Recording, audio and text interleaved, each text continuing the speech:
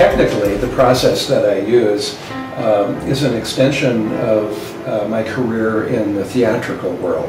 And I had a very long, among my many and varied careers, one of them was as a theatrical scenic artist for almost 30 years in stage and television and movies and so forth.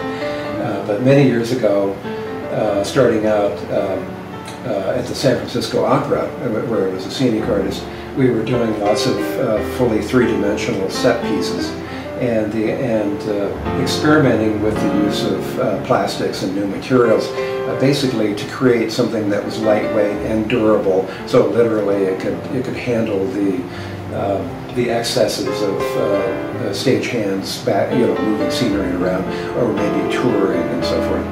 And in that process, it was quite a personal education, because what I realized was that by using some of these materials and techniques and translating them to my own paintings, I could create a unique and unusual three-dimensional surface that would enhance the experiential qualities of the painting.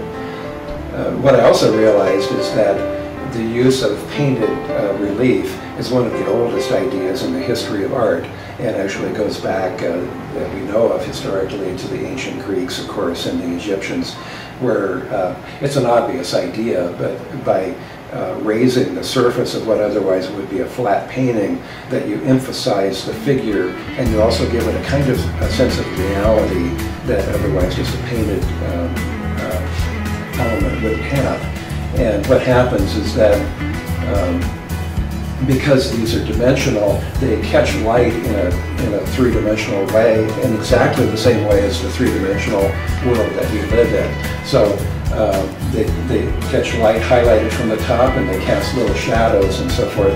And so somehow viscerally we interpret them in the same kind of way that we interpret the world around us.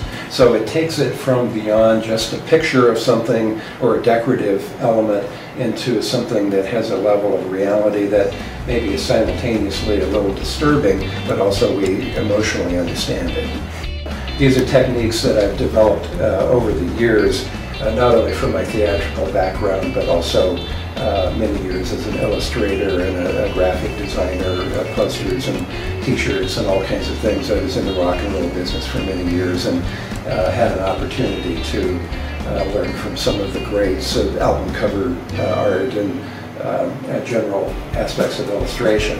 So, and then I also had a long career as a theme park designer. So sometimes you see elements of the creation of place in the same way that maybe you might find at Disneyland. So there are bits and pieces of a 40 or 50-year career that come together in a personal expression, and that's part of what creates the uniqueness of it.